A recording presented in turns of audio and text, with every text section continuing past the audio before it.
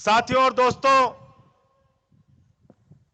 हमारे पार्टी के मुखिया अरविंद केजरीवाल जी को नरेंद्र मोदी जी की सरकार ने जेल में डाल दिया।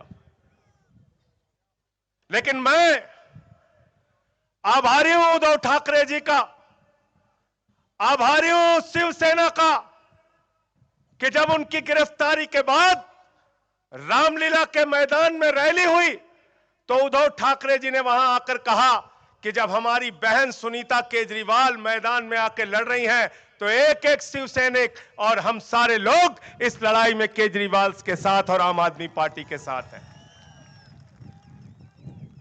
यह खासियत है उद्धव ठाकरे जी की, यह खासियत है शिवसैनिकों की, जिसका साथ दिया बहादुरी से दिया, कभी पीठ नहीं दिखाया, कभी किसी के साथ धोखेबाजी नहीं की।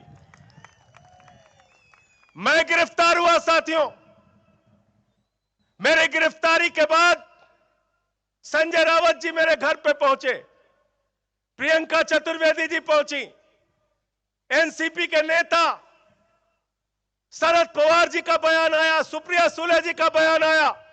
मैं आप सबका आभारी हूं कि हमारे दुख की घड़ी में, हमारी परेशानी के वक्त, हमारे संकट के समय में आप लोग बहादुरी के साथ, कांग्रेस पार्टी हो, एनसीपी हो, शिवसेना के लोग हमारे साथ खड़े रहे। और मैं अपील करने के लिए आया हूं, हाथ जोड़ के प्रार्थना करने के लिए आया हूं, जिन लोगों ने गद्दारी की है उद्धव ठाकरे जी के साथ, जिन लोगों ने गद्दारी की है शरद पवार जी के साथ, छत्रपति शिवाजी महाराज की धरती के लोगों, उनको हराने का काम करना, गद्दारों को माफी मत देना।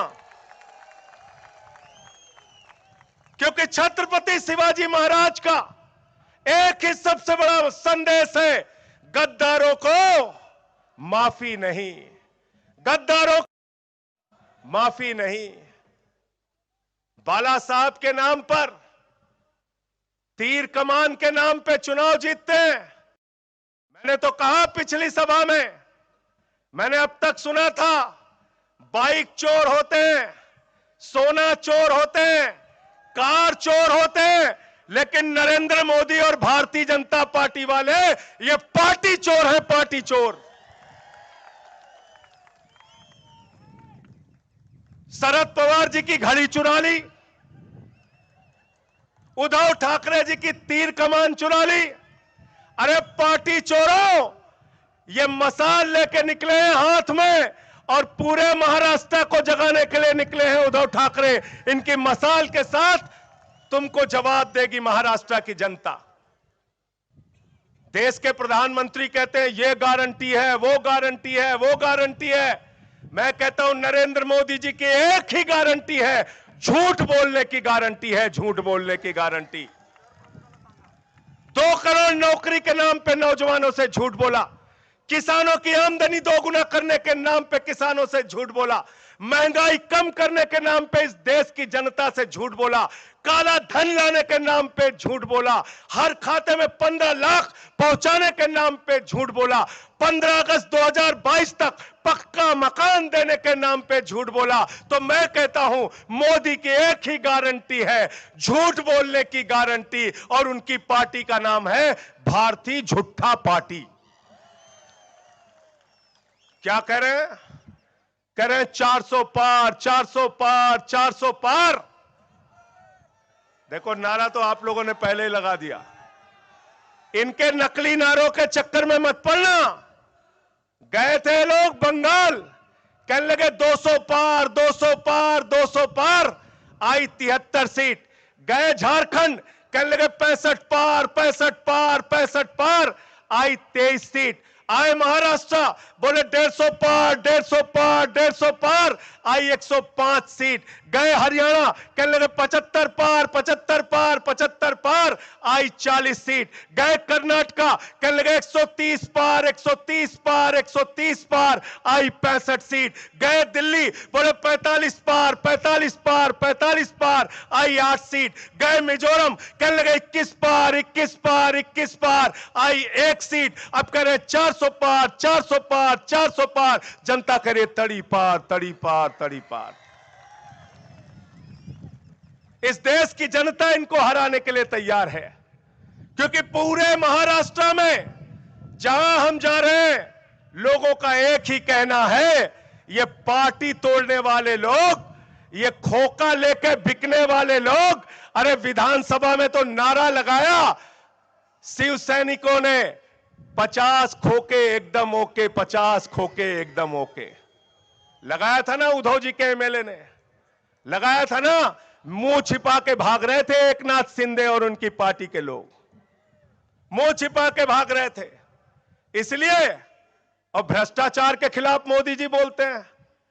मैं तो कहता हूं बीजेपी वाले और नरेंद्र मोदी जी जब भ्रष्टाचार के खिलाफ बोलते हैं तो लगता है ओसामा बिन लादेन अहिंसा पे उपदेश दे रहा है।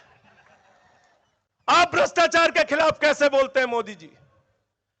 आपने तो 2014 के बाद एक मोदी वॉशिंग मशीन निकाली, जितने देश के भ्रष्टाचारी हैं उनको धुल के आपने साफ कर दिया।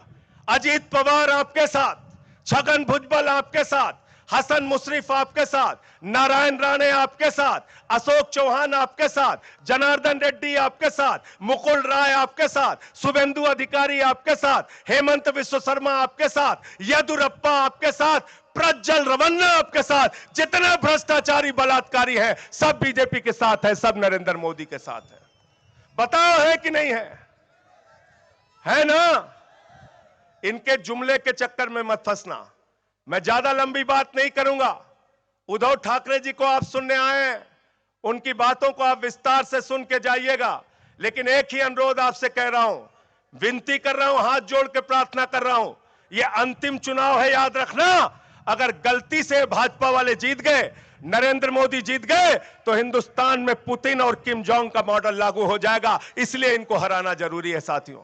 यह संविधान खत्म करेंगे, यह आरक्षण खत्म करेंगे, ये इस देश के अंदर चुनाव खत्म करेंगे। सूरत में बगैर चुनाव के जीत जाते हैं, अरुणाचल प्रदेश में 10 विधायक बगैर चुनाव के जीत गए, चंडीगढ़ में बेईमानी करके अपना कैंडिडेट जिता लिया, दिल्ली में मेयर का चुनाव रोक दिया। बगैर चुनाव के हिंदुस्तान में जीतना चाहते हैं। ये जो चुनाव खत्म करना चाहते हैं, संविधान खत्म करना चाहते हैं, बाबा साहब डॉक्टर भीमराव अंबेडकर के विचारधारा को खत्म करना चाहते हैं, इनकी राजनीतिक पार्टी को इसी 2024 में सबक सिखाना है। इनकी राजनीति को खत्म करने का आप लोगों को काम करना है। बोलो तैयार हो ना?